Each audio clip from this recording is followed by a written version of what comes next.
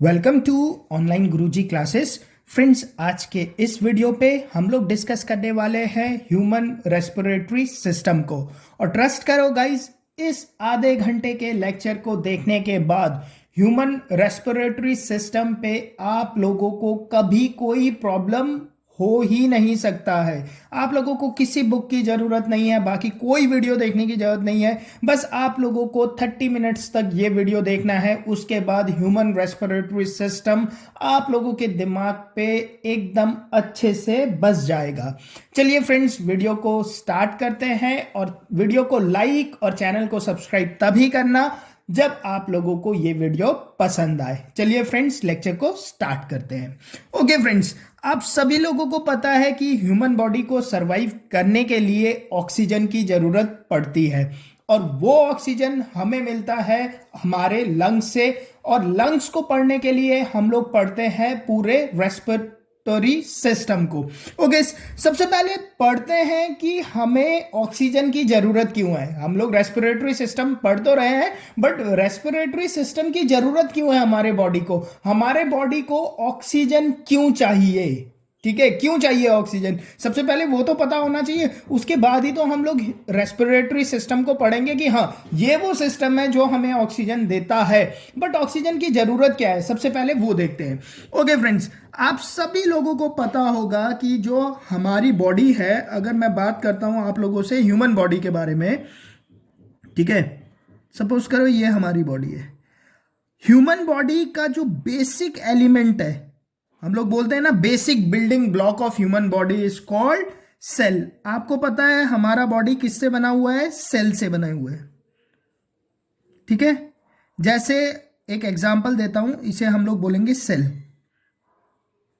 आपको पता है कि जो हमारा बॉडी है, बॉडी का जो बेसिक बिल्डिंग ब्लॉक है, उससे वो क्या है, ह्यूमन बॉडी का सेल है। जैसे मैं आप लोगों से पूछूं कि आप लोगों का जो घर बना हुआ है उसका बेसिक बिल्डिंग यूनिट क्या है, तो आप लोग बोलोगे सर ईंट, ब्रिक, छोटे छोटे ब्रिक है ना, ब्रिक को रख रख के ही आप लोगों का घर बना है। वैसे ही सेल कंबाइन होकर ही ह्यूमन बॉडी बने हैं।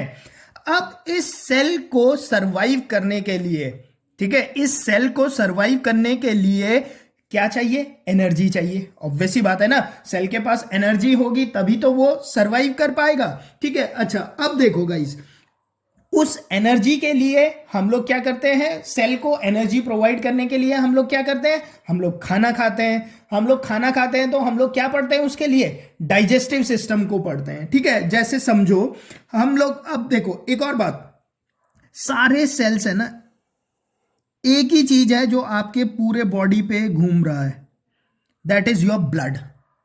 मानते हो ना, ब्लड आपके पूरे बॉडी पे ट्रेवल कर रहा है, ठीक है। ब्लड वेसल लिख लेता हूं मैं इसे, ठीक है। ब्लड आपके पूरे बॉडी पे ट्रेवल कर रहा है। और जो भी हम लोग खाना खाते हैं गाइस, जैसे ये आप लोगों का स्टमक है, ये आप लोगों का स्टमक है, ठीक है। आप लोगों को पता है, इसके लिए हम लोगों को डाइजेस्टिव सिस्टम पढ़ना पड़ेगा, ठीक है। उस डाइजेस्टिव सिस्टम को भी मैं आप लोगों के साथ डिस्कस करूंगा, ठीक है। डाइजेस्टिव सिस्टम पे जब भी मैं यहां पर आप लोगों को एकदम बेसिक तरीके से बता रहा हूं कि क्यों हम लोगों को रेस्पिरेटरी सिस्टम की जरूरत पड़ती है, ठीक है। ओके, आप लोगों ने खाना खाया, तो खाना क्या है, खाना जो भी हम लोग खाते हैं वो खाना हम लोगों के ब्लड स्ट्रीम तक आ जाता है इन फॉर्म ऑफ ग्लूकोज, आ जाता है, ठीक है।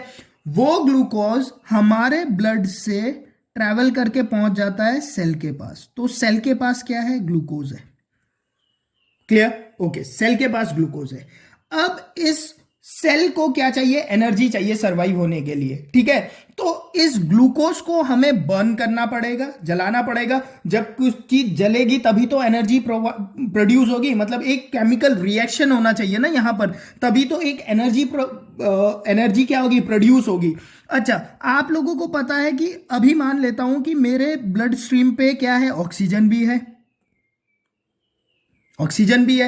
ये ऑक्सीजन हमें कहां से मिलता है, ये ऑक्सीजन हमें लंग से मिलता है, ठीक है। ओके, ये भी मान के चलते हैं। तो ये ऑक्सीजन भी हमारे सेल के पास है। तो जब ग्लूकोज और ऑक्सीजन बर्न होते हैं, ठीक है, ग्लूकोज और ऑक्सीजन जब बर्न होते हैं, इनके बीच में एक केमिकल प्रोसेसिंग चलती है, तो हम लोगों को एक केमिकल एनर्जी के फॉर्म पे मिलता है, उसे हम लोग बोलते हैं एटीपी। एटीपी का मतलब क्या होता है? अडीनोसाइन ट्राइफॉस्फेट।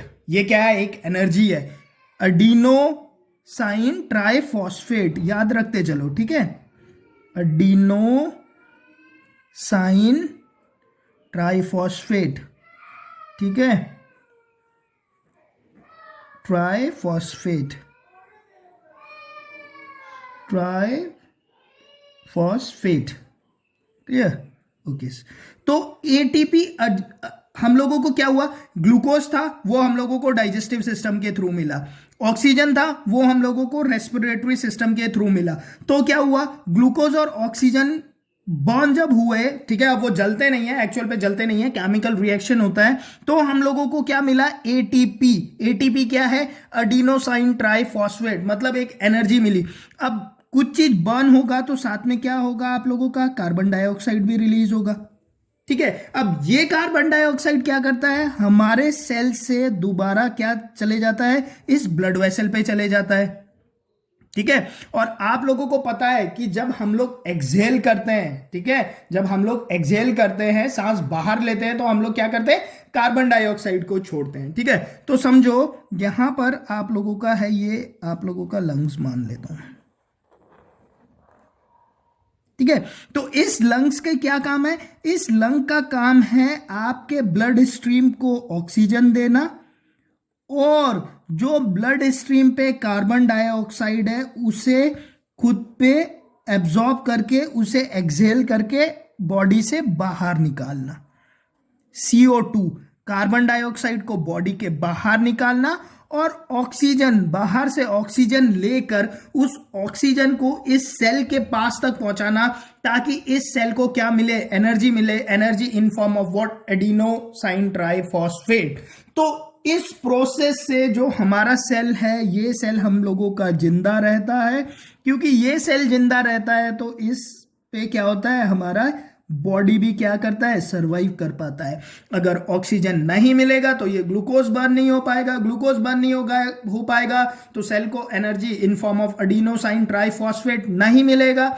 ये नहीं मिलेगा तो सेल क्या हो जाएगा? सेल डेड हो जाएगा। सेल डेड हो जाएगा तो ह्यूमन बॉडी भी डेड हो जाएगी धीरे धीरे, ठीक है? अच्छा, अब ये जो ब्लड है, अब इस ब्लड को आप लोगों को पता है कि ये ब्लड हमारे पूरे बॉडी पे चलता रहता है। ब्लड ही एक ऐसा चीज है, इसीलिए हम लोगों को इंजेक्ट किया जाता है तो ब्लड पे डाल दिया जाता है। क्यों? क्योंकि ब्लड एक ऐसा चीज है जो पूरे ह्यूमन बॉडी के हर ऑर्गन के पास तक पहुंचता है। मतलब कुछ भी चीज हमें कहीं भी पहुंचानी हो ना, एक तरीके से कैरियर है, कुरियर है हमारे बॉडी के अंदर का। बस ब्लड पे डाल दो तो जहां तक उसे पहुंचना होगा वो वहां तक पहुंच जाएगा। और ये काम के लिए हम लोग क्या पढ़ते हैं? इस काम के लिए हम लोग पढ़ते हैं सर्कुलेटरी सिस्टम।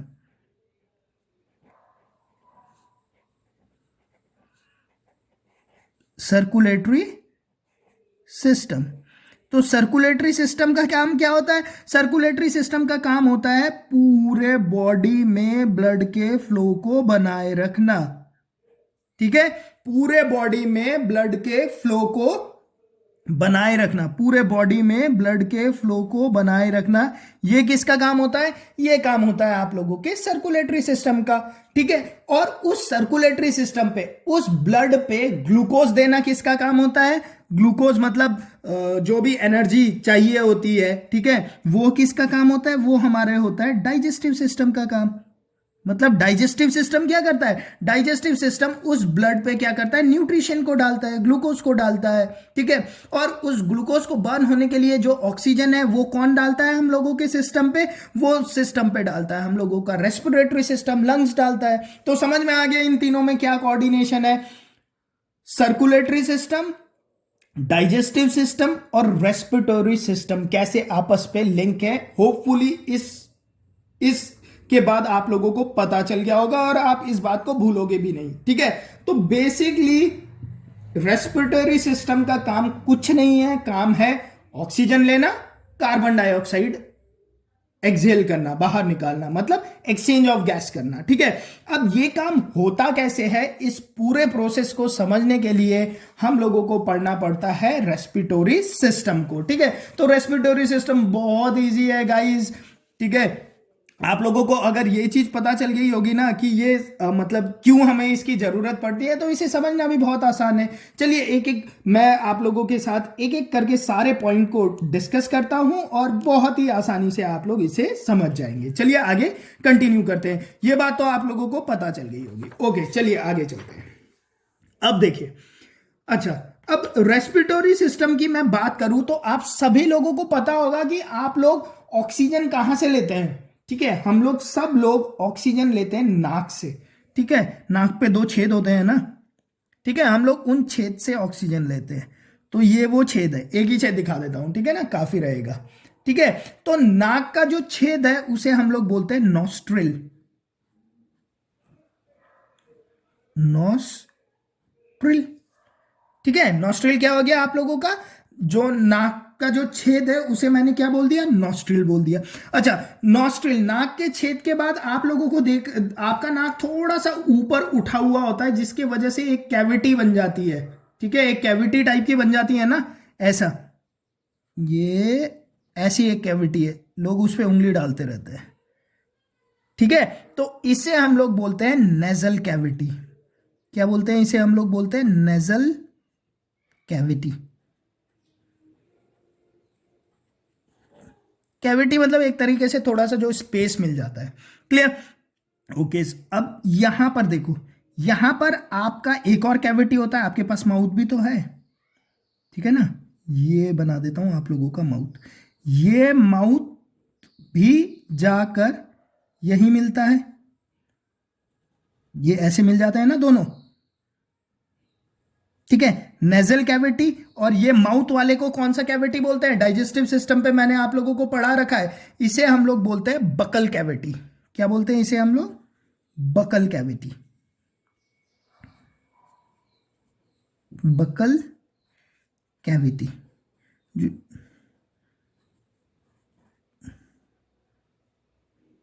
ठीक है, इसे हम लोग क्या बोलते हैं, बकल कैविटी बोलते हैं।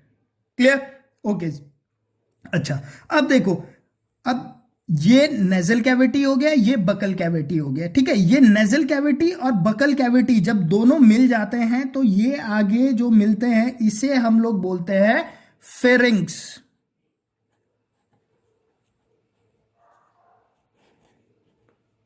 इसे हम लोग क्या बोलते हैं, फेरिंग्स। ठीक है, याद रखना एक एक करके। नाक आया, नॉस्ट्रिल, नॉस्ट्रिल के बाद जो आप लोगों की नाक वाली जो कैविटी आई उसे बोल दिया नेजल कैविटी। फिर मुंह आया, मुंह को क्या बोल दिया, बकल कैविटी। नॉस्ट्रिल और बकल कैविटी दोनों मिल जाती है जहां पर, ठीक है, यहां देख रहे होंगे ना आप, दोनों यहां पर मिल रही है, जहां पर ये मिल जाती है, ये इसका एंड हुआ, ये इसका एंड हुआ, तो यहां से इसे, इस एरिया को हम लोग क्या बोलते हैं, फेरिंग्स। क्या बोलते हैं हम लोग, फेरिंग्स बोलते हैं। ठीक है, क्लियर, ओके। अच्छा, अब ये फेरिंग्स आगे नीचे आप लोगों का कंटिन्यू होता रहता है। ठीक है, नीचे आता रहता है फेरिंग्स, और फेरिंग्स आके यहां से 2 हिस्सों में डिवाइड हो जाता है, ऐसे एकदम क्लोजली रहते हैं, बट वो मैं आप लोगों को समझाने के लिए ऐसे बना दे रहा हूं, सेपरेट कर दे रहा हूं। ठीक है, जो आपके फ्रंट की तरफ होता है, ठीक है, ये तो क्या होता है आप लोगों का, फूड पाइप हो गया। ये क्या हो गया आप लोगों का, फूड पाइप। तो फूड पाइप को एसोफेगस भी कहते हैं, बट फूड पाइप को हम लोग किस पे, डाइजेस्टिव सिस्टम पे पढ़ेंगे। मतलब डाइजेस्टिव सिस्टम के बारे में अगर हम लोगों को पढ़ना पड़ा तो हम लोग इस वाले पाइप को पढ़ेंगे। क्यों, क्योंकि अभी हम लोग डाइजेस्टिव सिस्टम को नहीं पढ़ रहे हैं, तो हम लोग इस पाइप को पढ़ेंगे। तो इस पाइप को क्या कहा जाता है, यहां पर इस पाइप को देखो, जो जब यहां पर सेपरेशन होता है ना गाइज, यहां पर समझने की कोशिश करना, तो यहां पर ना एक ऐसा एक ब्लॉकेज, एक ऐसा एक स्ट्रक्चर रहता है। ठीक है, उसके बाद आप लोगों ने देखा होगा ऐसा एक उभरा हुआ सा रहता है, आप लोगों के गले पे दिखता है ना आप लोगों को, जिसे हम लोग क्या बोलते हैं, वॉइस बॉक्स बोलते हैं। बोलते हो ना वॉइस बॉक्स, सबको पता होगा, आप अपने गले पे टच कर सकते हो अपने वॉइस बॉक्स को, ठीक है। तो आपका जो वॉइस बॉक्स होता है उसे हम लोग क्या बोलते हैं, लेरिंग्स। उसे हम लोग क्या बोलते हैं, लेरिंग्स। लेरिंग्स, लेरिंग्स, या इसी को हम लोग बोलते हैं वॉइस बॉक्स,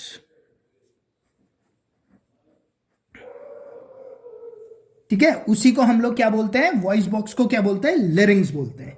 क्लियर। अच्छा, अच्छा एक बात बताओ, अब यहां पर एक प्रॉब्लम है, यहां पर ये जो एक आपको स्ट्रक्चर दिखाई दे रहा है ना, इस स्ट्रक्चर को, जो लेरिंग्स की ओपनिंग है, ये जो लेरिंग्स है ना, इस लेरिंग्स की ओपनिंग को हम लोग बोलते हैं एपिग्लॉटिस।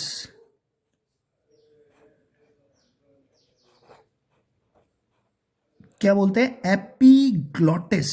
अब ये एपिग्लॉटिस गाइस आप लोगों का बहुत इंपॉर्टेंट है। क्यों है ये इंपॉर्टेंट, उसे समझने की कोशिश करते हैं। देखो, ये जो आप लोगों का, ये आप लोगों का ईयर पाइप है, ये वाला, यहां से आप लोगों का हवा को आना जाना है। यहां से आप लोगों का ये क्या है, आप लोगों का फूड पाइप है, यहां से खाने को आना जाना है। तो क्या होता है, कभी कभी बहुत सारे आप लोगों ने देखा होगा कि खाना खाते खाते अगर आप लोग बात करते हैं तो अचानक से आप लोगों को खांसी आने लग जाती है, ठीक है। वो क्यों होता है, देखो क्या होता है, जैसे इसे समझो ऐसा, ये आप लोगों का ईयर पाइप हो गया, ये आप लोगों का फूड पाइप हो गया। क्लियर, दोनों स्केच से बना देते हैं। ये आप लोगों का फूड पाइप हो गया, क्लियर। इसके बीच पे यहां पर एपिग्लॉटिस रहता है, ठीक है। तो जब आप लोगों का खाना आता है, आप खाने में वेट होता है ना, तो जैसे ही वेट एपिग्लॉटिस पे आता है, एपिग्लॉटिस क्या करता है, इसे बंद कर देता है, यहां आके ब्लॉक हो जाता है। तो यहां पर ब्लॉक हो जाता है तो खाना ऑटोमेटिकली आप लोगों का क्या हो जाता है, फूड पाइप में, मतलब जो आप लोगों का एसोफेगस है उसी पे चले जाता है, ठीक है। बट कभी कभी क्या होता है, हम खाने के साथ बात कर रहे होते हैं, ठीक है, तो उस चक्कर में क्या होता है, जो एपिग्लॉटिस है वो कंफ्यूज हो जाता है कि यार खाना खा रहा हूं, अब बात भी कर रहे हो तो हवा भी आई जा रहा है, तो उस चक्कर में क्या होता है, एपिग्लॉटिस पूरा कंप्लीटली बंद नहीं होता है। और खाना क्या होता है, खाने के कुछ पार्टिकल अगर आप लोगों के यहाँ ईयर पाइप में चले जाते हैं, ठीक है, तो आप लोगों को खांसी आती है एकदम से, ताकि वो क्या है, जो खाने का जो भी टुकड़ा गया है उसे वो ऊपर की तरफ फेंक दे, ठीक है। तो इसीलिए ये बोला जाता है कि खाना खाते वक्त आप लोगों को बात नहीं करनी चाहिए, ठीक है। तो वहां पर क्या काम आता है आप लोगों का, ये एपिग्लॉटिस होता है। एपिग्लॉटिस कंफ्यूज हो जाता है, अगर आप बात कर रहे हो तो उस टाइम पे ईयर भी चाहिए, खाना भी जा रहा है, ईयर भी जा रहा है, सब चीज हो रहा है, तो वहां पर कंफ्यूजन हो जाता है उसे, ठीक है। इसीलिए ये एडवाइस दिया जाता है कि आप लोग जब खाना खा रहे हो तो आप लोगों को बात नहीं करना चाहिए, ठीक है। ओके, अच्छा अब यहां पर देखो, जैसा एपिग्लॉटिस था ना यहां पर, वैसे ही एक चीज यहां पर होता है आप लोगों का। बहुत सारे लोगों को जब टॉन्सिल होता है ना, तो इस पे, ये आप लोग अपना मुंह खोल के देखोगे ना तो वहां पर आप लोगों को ये दिख जाएगा। ये तो नहीं देख पाओगे बट ये जरूर देख सकते हो, ठीक है। इसे क्या कहते हैं आप लोग, इसे हम लोग कहते हैं, इसे कहा जाता है वूला। UVULA, यू साइलेंट है, वूला, ठीक है। इसका काम क्या होता है, देखो इसका काम भी वही होता है कि जब बकल कैविटी से खाना आ रहा हो ना, तो ये खाना ऊपर की तरफ ना चले जाए। यूला क्या करता है, यहां पर जाके ऐसे ब्लॉक कर देता है इसे। जब खाना यहां से ऐसे जा रहा है, वेट आता है इस पे, तो ये ऊपर जाता है और नेजल कैविटी को ब्लॉक कर देता है और खाना इजी तरफ ही आता है। बट कभी कभी आप लोगों को खाना खाते वक्त ही खांसी आ जाए, खांसी आ जाए तो आप लोगों ने देखा होगा ना, चावल के दाने आ जाते हैं नाक से बाहर। क्लियर, क्योंकि यूले पे गैप आ जाता है और खाना ऊपर की तरफ निकल जाता है। क्लियर। तो जैसे यहां वुला का काम है, यहां पर सेम काम यहां पर एपिग्लॉटिस का है। अब आप लोग शायद समझ गए होंगे, ठीक है। ओके, ठीक है। अच्छा अब देखो, ये जो लिरिंग्स है आप लोगों का वॉइस बॉक्स है, इसी से जब नीचे हम लोग जाते हैं तो ऐसा स्ट्रक्चर होता है, ऐसा ऐसा एक कार्टिलेज मसल्स होता है। मसल्स का एक टाइप है कार्टिलेज। जैसे आप लोगों का ये कान का मसल्स है ना, कान के जो पिन्ना जिसे हम लोग कहते हैं, आप लोग जिसे टच कर पा रहे हो कान का, जो इस टाइप का मसल्स होता है ना, इसी टाइप का मसल्स का ये बना हुआ है, क्लियर? इसका फ्रंट उसी टाइप के मसल्स का बना हुआ है, कार्टिलेज मसल्स का बना हुआ है, जिसपे कि ऐसे रिंग बने हुए होते हैं। अब ये रिंग क्यों होते हैं ये भी मैं बताता हूं आप लोगों को, ठीक है? इससे हम लोग बोलते हैं ट्रैकिया। क्या बोलते हैं इसे? ट्रैकिया। या क्या बोलते हैं इसे हम लोग? विंड पाइप, ठीक है ना? ट्रैकिया तो अब बायोलॉजिकल नेम हो गया, वैसे हम लोग बोलते हैं विंड पाइप, ट्रैकिया। ट्रैकिया, ये इसी को बोला जाता है विंड पाइप।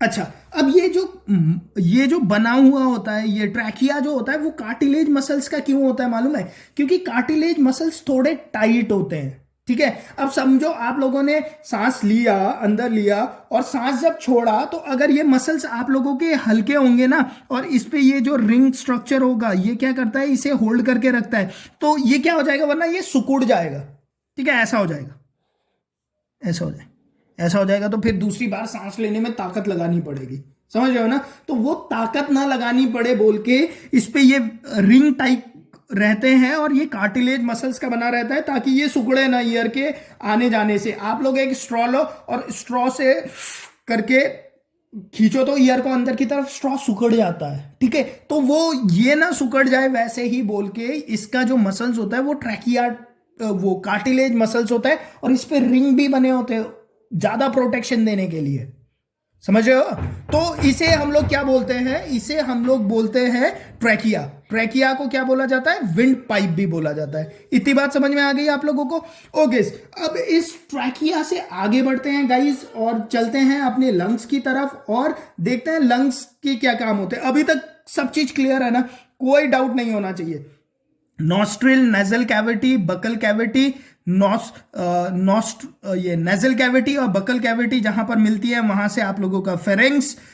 यहां पर क्या होता है? व्यूला होता है। व्यूला का क्या काम है मैंने आप लोगों को बता दिया। फेरेंक्स नीचे आती रहती है। उसके बाद फेरेंक्स आने के बाद, फेरेंक्स जब दो हिस्सों में डिवाइड हो जाती है, एक आप लोगों का फूड पाइप होता है जिसे एसोफेगस कहते हैं, और दूसरा जो होता है आप लोगों का क्या बन जाता है? ये फेरेंक्स को क्या कहते हैं हम लोग? लिरिंक्स कहते हैं। लिरिंक्स को वॉइस बॉक्स, क्योंकि यहीं से आप लोगों का वॉइस जनरेट होती है, ठीक है?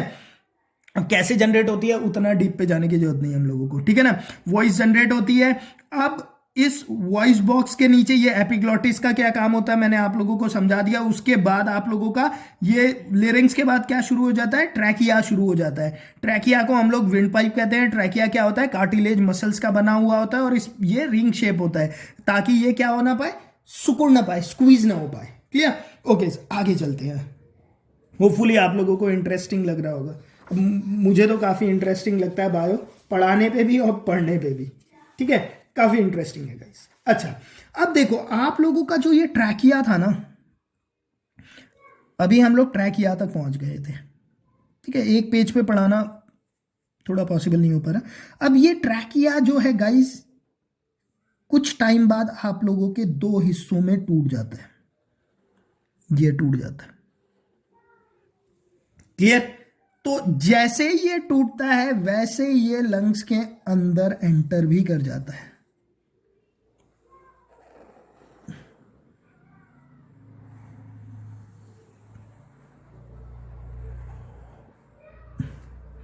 ठीक है? जैसे ये टूटता है ना, वैसे ये लंग्स के अंदर भी एंटर हो जाता है। यहां तक हम लोग इसे ट्रैकिया बोल रहे थे, ठीक है? ट्रैकिया बोल रहे थे। और जैसे ही ये ट्रैकिया दो हिस्सों में टूट गया, ठीक है? यहां पर ट्रैकिया टूट गया ना, दो हिस्सों में टूट गया, तो जहां पर ये ट्रैकिया आप लोगों के दो हिस्सों में टूट जाता है, उससे वहां से आगे हम लोग कहते हैं ब्रोंकाई। क्या कहते हैं? ब्रोंकाई। ब्रोंकाई, ठीक है? ये भी आप लोगों का ब्रोंकाई है, ये भी आप लोगों का ब्रोंकाई है। फिर ये ब्रोंकाई आप लोगों के लंग्स के अंदर, जो ये लंग्स वाला शेप है इसके अंदर एंटर करता है, और ये क्या करता है? कंटिन्यूअसली ब्रेक होता जाता है गाइस, ठीक है? फिर ये यहां से दो हिस्सों में टूट जाएगा, ये दो हिस्सों में टूट गया, ठीक है? फिर ये यहां से ये वाला जो है वो दो हिस्सों में टूट जाएगा। क्लियर? फिर यहां से जैसे ये है, ये वाला आपका दो हिस्सों में टूट जाएगा, दो हिस्सों में टूटता जाता है और छोटा होता जाता है, समझ रहे हो ना, ऐसे। क्लियर, दो हिस्सों में टूटता जाता है और छोटा होता जाता है। जब वो पहली बार टूटा था तो मैंने इसे क्या बोला था, ब्रोंकाई बोला था। तो ये जो ब्रोंकाई है गाइस, ये जो ब्रोंकाई है, ये आप लोगों का जो होता है, इसे हम लोग बोलते हैं प्राइमरी ब्रोंकाई। क्या बोलते हैं, प्राइमरी ब्रोंकाई। उसके बाद ये दो हिस्सों में टूटा तो ये भी ब्रोंकाई है, बट ये कौन सा वाला हो जाता है आप लोगों का, सेकेंडरी ब्रोंकाई हो जाता है। पहले जब दो हिस्सों में ट्रैकिया जब दो हिस्सों में टूटा तो उसे हम लोगों ने बोला प्राइमरी ब्रोंकाई। प्राइमरी ब्रोंकाई दो हिस्सों में टूटा तो उसे हम लोगों ने बोला सेकेंडरी ब्रोंकाई। जब आप लोगों का ये जो सेकेंडरी ब्रोंकाई था, ये सेकेंडरी ब्रोंकाई दो हिस्सों में टूटा तो हम लोग बोल देते हैं इसे टर्शरी ब्रोंकाई। क्या बोल देते हैं, टर्शरी ब्रोंकाई। ठीक है, तो ये टर्शरी ब्रोंकाई है। अब टर्शरी ब्रोंकाई जब दो हिस्सों में टूट जाता है तो गाइज इसे हम लोग बोलते हैं ब्रोंकियोस। यहां से इसका नाम चेंज हो जाता है, मतलब थर्ड डिवीजन होने के बाद इसका नाम ब्रोंकाई से ब्रोंकियोस हो जाता है। ठीक है, इसे हम लोग क्या बोलेंगे, अब आगे क्या हो जाता है, ये ब्रोंकियोस हो जाता है। ठीक है,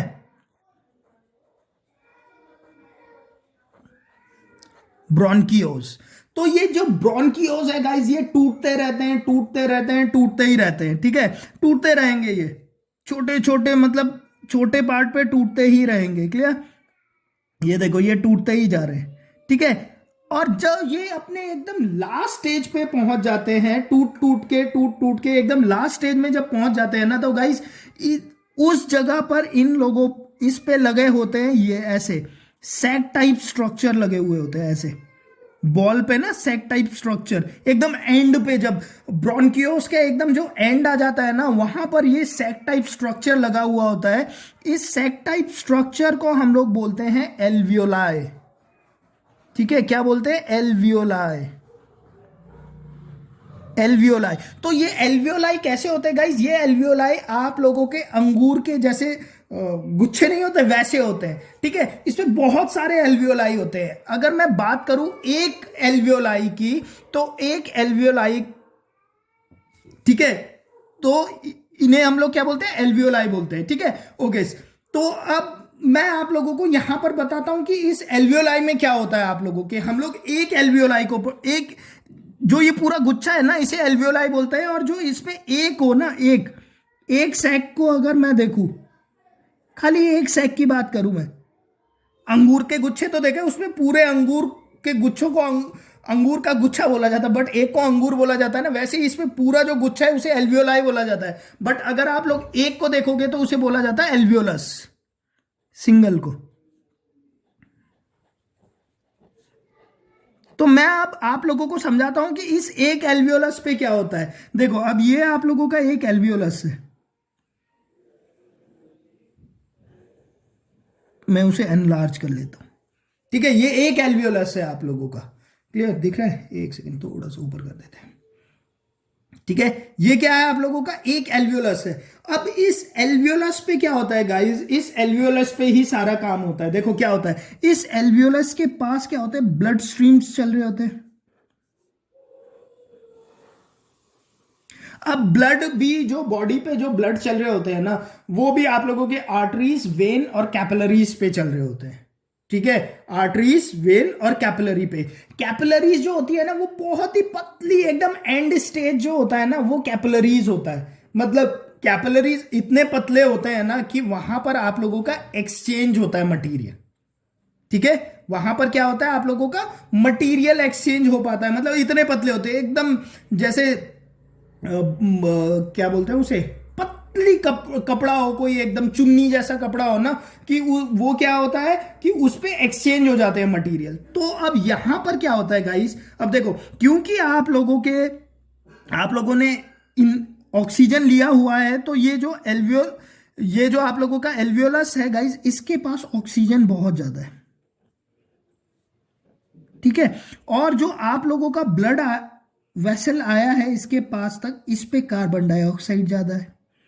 क्यों, क्योंकि ये इम्प्योर ब्लड है जो हार्ट से यहां तक आया है। ठीक है, इस पे कार्बन डाइऑक्साइड बहुत ज्यादा है। तो यहां पर क्या होता है, डिफ्यूजन होता है, पार्शियल प्रेशर, क्योंकि प्रेशर का डिफरेंस है, मतलब यहां पर ऑक्सीजन कम है, यहां पर कार्बन डाइऑक्साइड कम है, तो ये ऑक्सीजन आप लोगों के ब्लड पे आ जाता है और ये कार्बन डाइऑक्साइड यहां से इस एल्वियोलाई पे आ जाता है, एक्सचेंज हो जाते हैं यहां पर। ठीक है, तो ये कार्बन डाइऑक्साइड यहां पर आ जाता है। क्लियर? अब क्या होता है, एक्सहेल पे क्या होता है, तो यहां पर अब जो आप लोगों का ऑक्सीजन था वो आप लोगों के ब्लड में आ गया।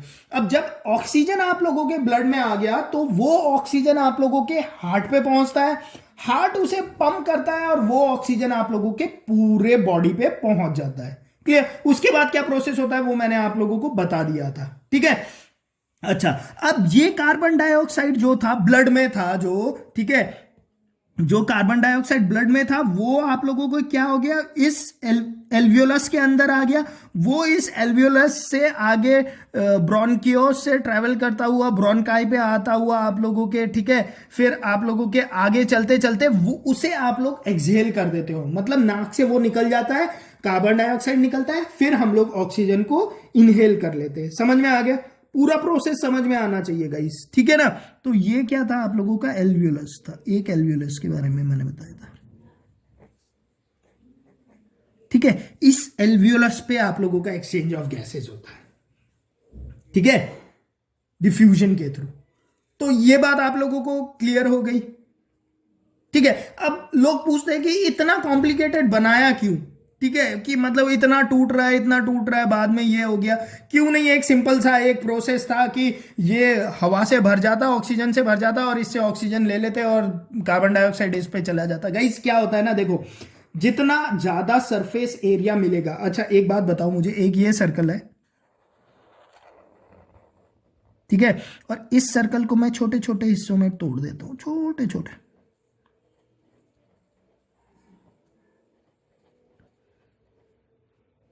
ठीक है, छोटे छोटे ऐसे, मतलब एकदम कॉम्पैक्ट साइज पे अगर इस सर्कल को तोड़ दिया जाए, किसके पास ज्यादा सरफेस एरिया होगा? ऑब्वियस सी बात है, ये जो छोटे छोटे हैं ना, ये जो छोटे छोटे, इनका जो सरफेस एरिया होगा वो इसके सरफेस एरिया से बहुत ज्यादा होगा। तो ज्यादा सरफेस एरिया मिलेगा तो ज्यादा एक्सचेंज ऑफ गैसेस हो पाएंगे, इसीलिए ये यहां पर इतना कॉम्प्लिकेटेड प्रोसेस बना हुआ है। क्लियर? ठीक है, तो इस तरह से रेस्पिरेटरी सिस्टम आप लोगों का काम करता है गाइस। होपफुली सारे कंसेप्ट्स आप लोगों के क्लियर हो गए होंगे। अगर कोई भी डाउट है तो आप लोग नीचे कमेंट सेक्शन पे मुझे लिख सकते हैं गाइस।